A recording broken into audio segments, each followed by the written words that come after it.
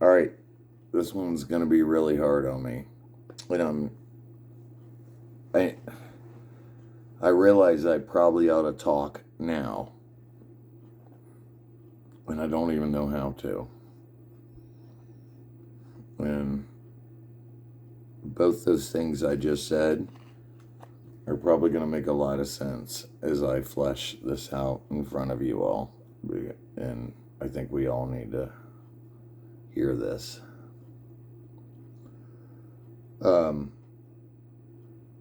Yesterday, my children were, throughout the evening, went, Dad, a kid up the street committed suicide. He was a good kid, and as they said his name, I went, oh, yeah, I've heard you talk about riding the bus with him. So, both of my children, an 11-year-old girl and a 14-year-old boy, they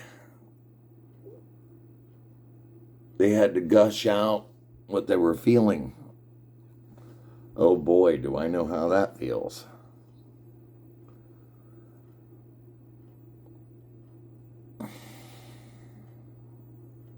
They told me more than they've told me about this child that is now gone all night. And then they started talking about certain things, and I went, there was a specific car drive with my son,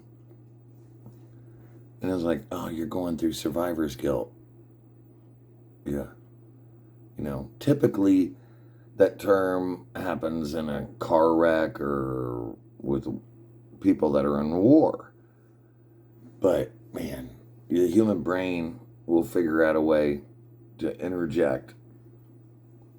No matter what society does to you, your own brain and the way we're designed will do things to you. And either you know how to go through that, or no matter what you're doing, it's going to fail. In my life, I started writing lyrics, and I was like, well, let's try to relate to people. But as my kids went through it, I did my best to not, believe it or not, I try not to over talk it, but interject, and something that should be logical in the logistics of traveling through life.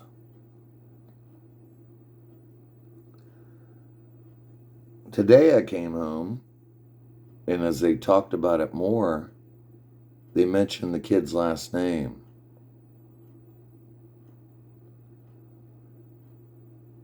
Oh no. I know the father.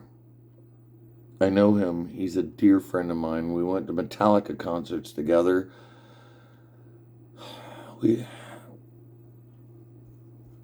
Oh no. Oh no. Oh no. You're right.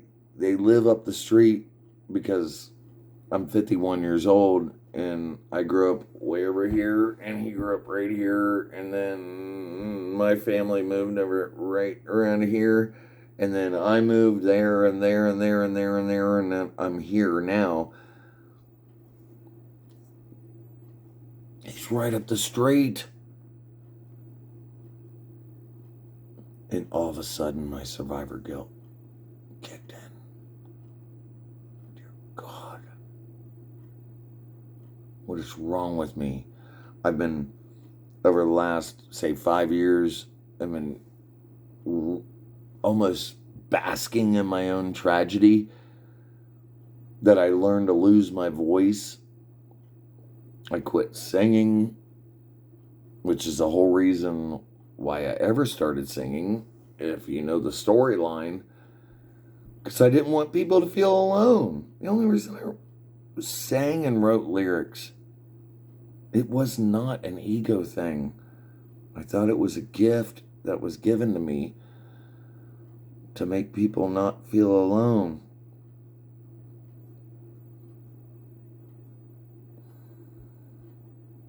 Instantly,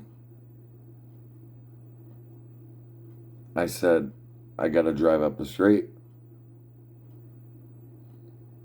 And my kids and my family were like, okay.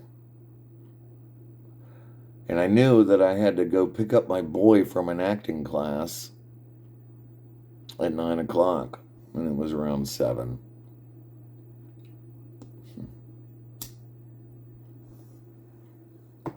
So I drive up the street, and I'm hoping he lives where I think he lives, which is his mom's old house. I heard that he had bought it. I mean, it was like rumors. Well, why aren't we talking more? Why was there rumors? Diesel Pete's, see, survivor's guilt. And I pull up, and there was 3 people standing outside in the driveway. And one of them was him. And as I got out of the car, and he ran up to me. And this is not an egotistical thing. He ran up to me, and he goes, this is the best part of my whole day.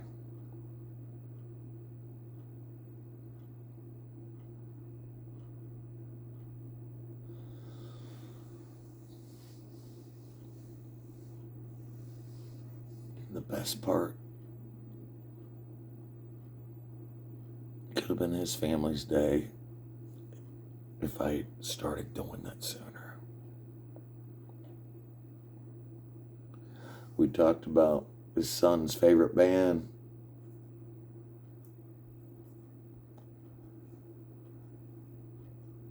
It's our favorite band. I mean, it is. I mean, it was ridiculous how much there should have been relatable. And maybe there could have been a way out other than the one chosen.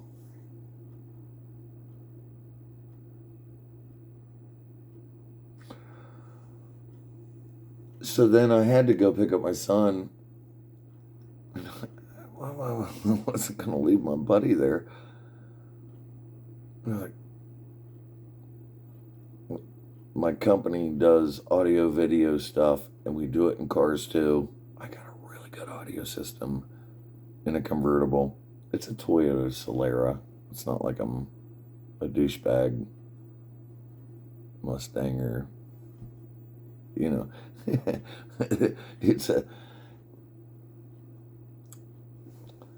I'm very quaint. No, I'm not. But you get what I'm saying. I was like, just get in the car. I'm going to go pick up my boy. As soon as I said that, I was like, man, you're not going to pick up your boy anymore. But I'm a great distractor.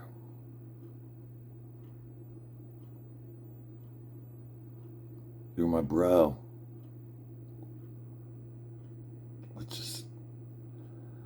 So we listened to this. All right, his son's favorite band was Megadeth. Or not maybe his favorite, but he loved Megadeth. And I was like, let's go listen to some Megadeth on a punching system. And we drove a half hour from Indiana over into Ohio. And we just listened. And I would turn it down every now and then. I was like, you good?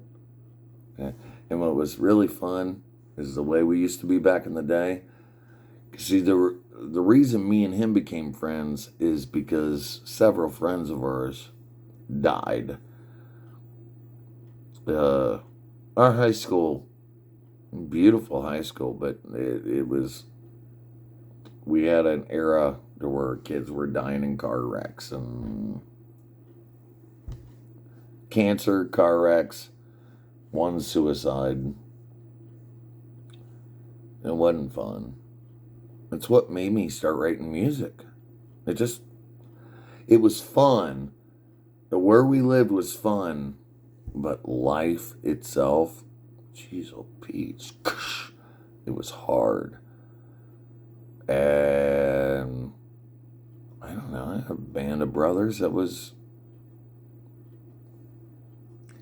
So we drove down the road and we listened to Megadeth and we jammed. And I elbowed him and I punched him in the thigh. I grabbed him right here. I love you, buddy. I love you. And then my son got in the car. And on the ride home, he asked, "Did you know my son?" My kid and the other kid in the car was like, yeah. What'd you think about him? And they got to tell him. That's one thing he wasn't getting. Was he a good man or? I mean, not from his perspective, from the outside looking in, and then I loved him to death. And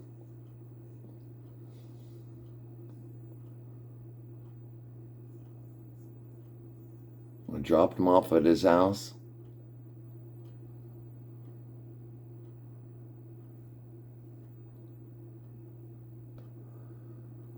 I hugged him.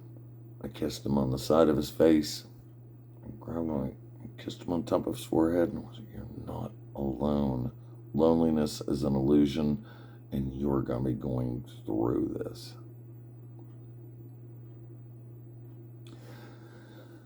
Part of the reason I want to say this is we all go through survivor's guilt. The human brain will do that. Do I deserve to blame myself? Do my kids deserve to blame themselves as somebody makes a decision as such? No. However, as I told my son last night, a moment like that is like a weight you need to pick up. Don't let it back down. Do not let it back down. Keep lifting that weight, because when it comes time to experience empathy, experience it and do your best. And if you fail, just realize you just picked up another weight. It's not your fault in moments like that. And that comes with car wrecks and cancer and blah, blah, blah. Coulda, shoulda, did more. No. You can only do what you're doing, because life is an experience and it's a journey, and it goes this way and that way. Should I have taken this path? Should I have taken that path? It's not should. I did. And life is linear. It's time. So, it's time to realize that maybe there is no ordinary moments. What I'm mad about with myself is that I was so hung up on what I call the dark desert that I've been in, because I didn't see light and I didn't feel the quench of a thirst, that I was so caught up in myself that there were two friends of mine up the street, and one of them's gone now.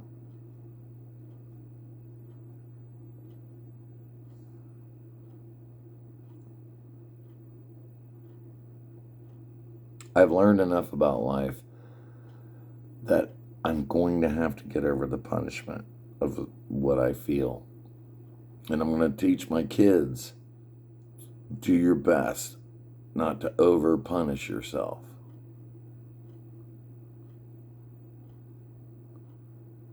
But when you wake up tomorrow, have wide eyes, see more people, see more emotions, understand more concepts, stay who you are, be who you're made to be.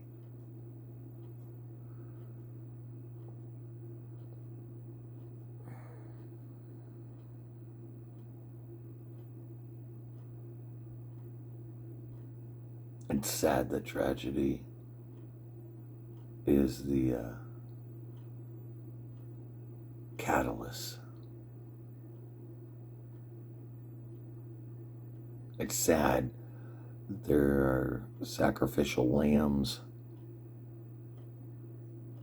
that creates catalyst. You know what's more sad? Not realizing what's going on.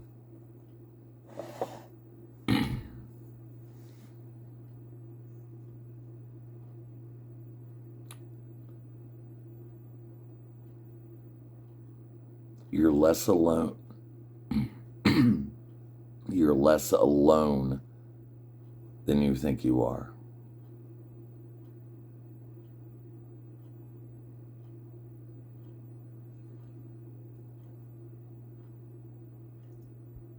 And others are lonelier than you realize.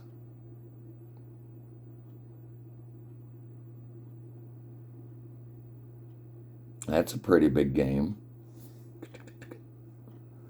Roll the dice on that crap. I hope you get what I'm saying. You can reach out more.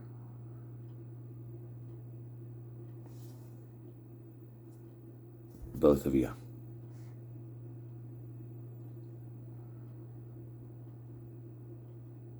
And that is the beauty and the tragedy of our existence. There's a power that we all have. One is reaching, one is grabbing. And a lot of us should be doing more of such.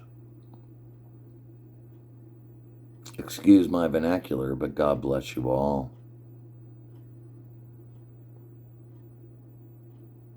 And I pray amazing things if you watch this whole thing.